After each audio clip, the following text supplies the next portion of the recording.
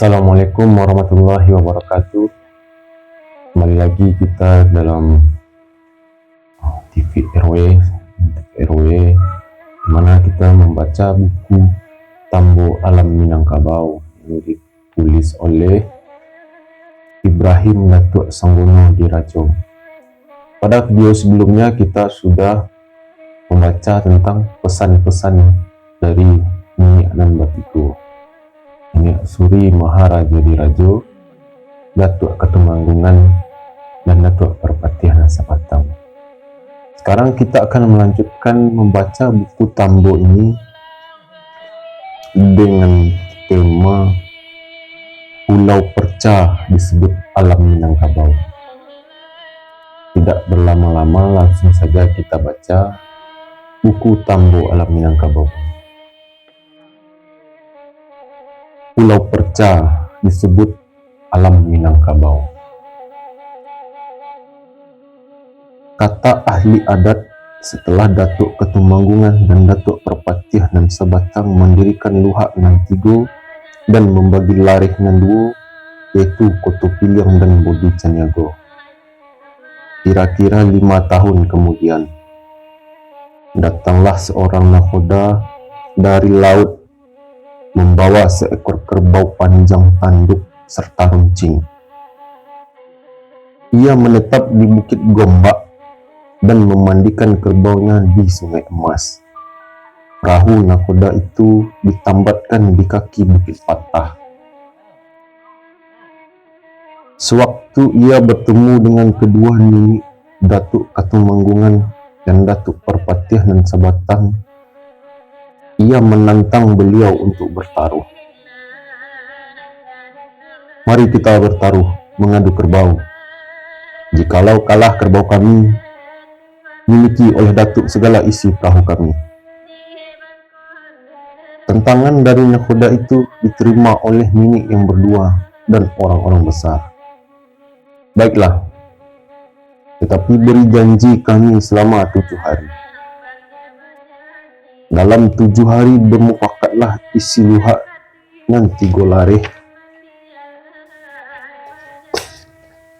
Dalam 7 hari bermufakatlah Luhak Nan Tigo Larih Nan Duo. Lalu dicari seekor anak kerbau yang sedang kuat menyusu. Buat orang tupang besi bercabang 9 dan runcing ujungnya. Besi serampang itu bernama Minang. Setelah sampai 7 hari, maka semalam malam hari yang ke-7 anak kerbau tidak dicampurkan dengan induknya. Setelah hari pagi, tupang besi tadi dipasang orang di mulut anak kerbau, lalu dibawa ke tengah medan yang sudah dihiasi sebagai tempat pertarungan kedua kerbau itu, yakni di balai si dusun. Semua orang laki-laki, perempuan tumpah ruah ke medan itu. Begitu juga segala orang isi perahu dan nakhoda tadi keluar membawa kerbaunya yang besar itu. Setelah tiba di tengah medan, kedua kerbau itu dilepas orang. Sebentar itu juga anak kerbau yang sudah kelaparan tadi berlari ke arah kerbau besar yang dikiranya sebagai induknya untuk menyusu. Sekali saja anak kerbau itu menyusu, maka larilah kerbau besar itu. Keluar perutnya berjurai-jurai, lalu matilah kerbau itu. Melihat kerbaunya sudah mati, nakhoda tadi pergi ke laut, pulang ke negerinya. Mungkin karena sangat malu, sangkar ayamnya tinggal di tepi sungai, dekat medan tempat mengadu kerbau tadi. Di tempat itu sekarang sebuah kampung yang bernama Kampung Sangkayan, yang asalnya dari sangkar ayam nakhoda itu. Sesudah mengadu kerbau itu, maka bermufakatlah segala orang Luhak Nan Tigo Larih Nan Duo memberi nama Pulau Perca ini dengan nama Alam Minangkabau. sampai sekarang tidak berubah-ubah, sedangkan gelanggang tempat pertarungan kerbau itu menjadi sebuah kampung yang sampai sekarang bernama Kampung Minangkabau.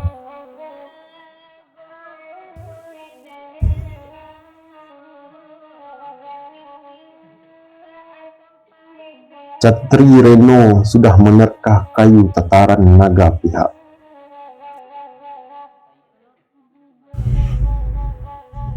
Menurut bunyi tambo alam Minangkabau, tidak berapa lama antaranya sesudah mengadu kerbau tadi, nakoda itu kembali lagi dengan membawa sebuah kayu tataran naga pihak, di mana ujung dan pangkalnya sama besar.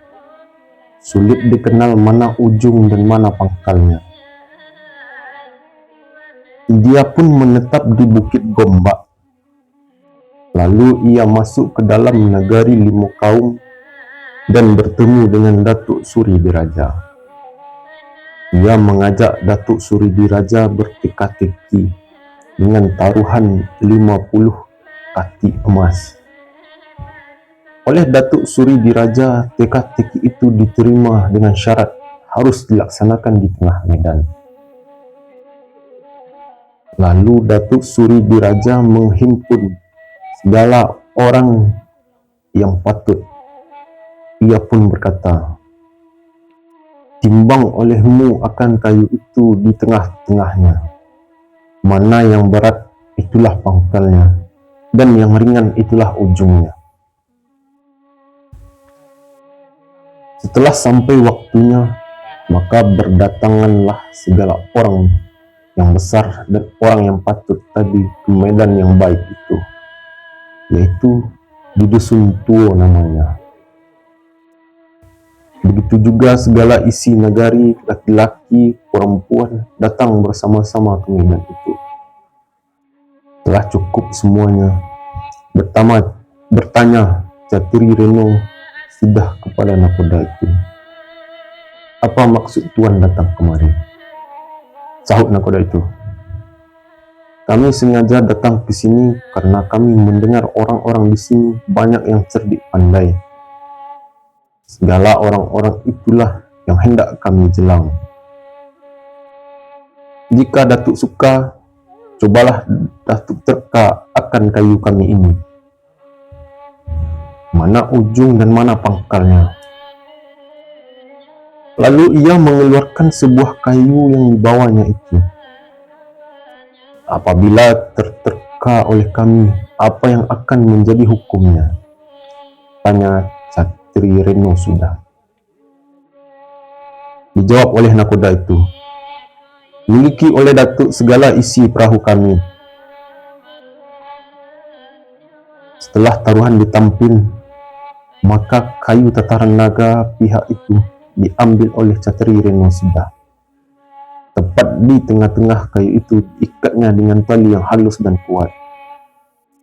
Setelah itu ujung tali pengikat itu diangkatnya ke atas. Kelihatan oleh orang banyak kayu itu berat sebelah. Lalu tertekalah oleh Catri Reno sudah dengan menunjukkan kepada nakoda itu. Katanya, "Yang berat itulah pangkalnya, dan yang ringan adalah ujung kayu." Nakoda itu sangat malu atas kekalahannya kali ini. Ditinggalkannya segala taruhan tadi, dan ia pun kembali ke laut pulang ke negerinya. Sungai Mas tempat ia menambatkan perahunya diberi nama Kepala Padang Ganting.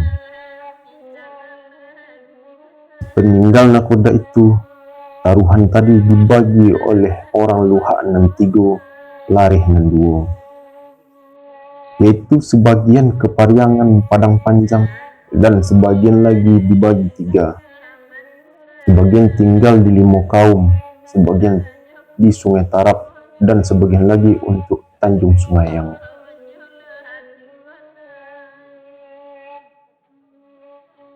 Catri Reno sudah menerka 2 ekor burung yang serupa. Jadi di sini ada 3 kali kedatangan orang yang membawa perahu yang mengajak bertaruh tadi.